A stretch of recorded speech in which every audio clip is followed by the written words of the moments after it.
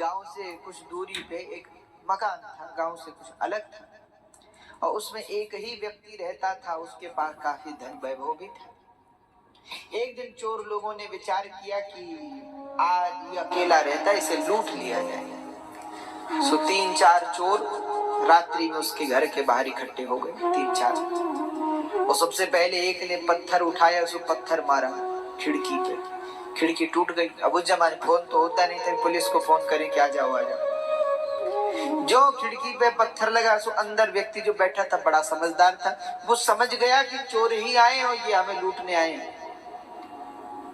अब जैसे ही उसने पत्थर से देखा, तुरंत चिल्लाया, बोले भैया राम सिंह कहाँ हो, देखो तो न जाने किसने पत्थर मारा है। अरे वो श्याम सिंह कहाँ सोए, उन्हें भी जगाओ। और शेर सिंह कहाँ है, अरे अरे देखो किसी ने पत्थर मारा। और 10-15 नाम गिनाए। चोरों ने सोचा कि यहाँ तो पता नहीं कितने भरे पड़े, कहीं यहाँ गए तो फिर जीवित वापस नहीं आएंगे, तो सब भाग गए।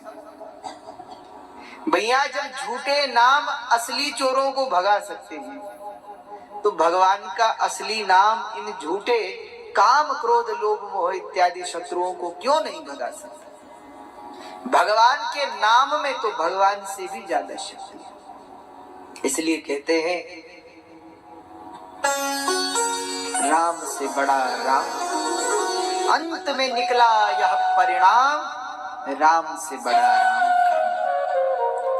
कोई अगर राम जी का विरोधी भी है ना और राम नाम जपता है, तो राम जी भी उसका कुछ नहीं बिगाड़ सकते। इतना बल है भगवान के नाम। आप विचार करो। कहते हैं एक बड़ी सुंदर कथा है। एक बार अयोध्या में जब राम जी लौट आए थे रावण का अंत करके, तो राम जी ने सोचा कि सब बंदर भालू हैं और सब ऋषि मुनियों को बुलाया जाए। इन बंदर भालुओं ने भी बहुत सहायता हमारी की, इनको सम्मानित किया जाए और इनको कुछ ना कुछ उपहार दिया जाए। ऋषि मुनियों को बुलाया जाए, ऋषि मुनियों को भोजन कराया जाए, उनका सम्मान किया जाए। बहुत समय बाद हम लौटे तो सब ऋषि मुनियों को आमंत्रित कर दिया। अच्छा, जिम्मेदारी किसे सौंपी सम्मान करने की? शत्रुघ्न जी को। बोले शत्रुघ्न जी बड़े सुलझे हुए व्यक्ति हैं और सच में हैं। तो राम जी शत्रुघ्न जी से कहते हैं, शत्रुघ्न जी जो जो ऋषि मुनि आए उनका सम्मान आप करना। ठीक है महाराज। अच्छा, शत्रुघ्न जी को राम जी का कुछ साथ भी कम मिला, क्योंकि बचपन में मिला। उसके बाद राम जी तो जब विश्वामित्र जी के साथ चले गए तो वहां लक्ष्मण जी साथ रहे।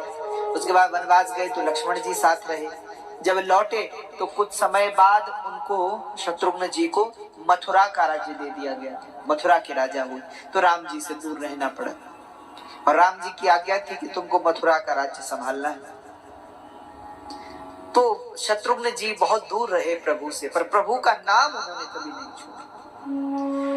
तो राम जी ने जिम्मेदारी दी सब ऋषि मुनियों का सत्कार करना। वो सब ऋषि मुनि पंक्तिबद्ध बैठे हुए थे। शत्रुघ्न जी सबके चरण धुलवाते, सबको माला पहनाते, दक्षिणा देते, तिलक लगाते, नमस्कार करते, फिर आगे बढ़ते। ऐसा चल रहा था और सब ऋषि मुनि आए हुए थे अयोध्या का वैभव देखने के लिए। कहते उन्हीं ऋषि मुनियों में श्री नारद जी बैठे हुए थे और नारद जी का पूजन किया शत्रुघ्न जी ने। चरण धुलवाए, तिलक लगाया, माला पहनाई, दक्षिणा दी और नारद जी के बिल्कुल बगल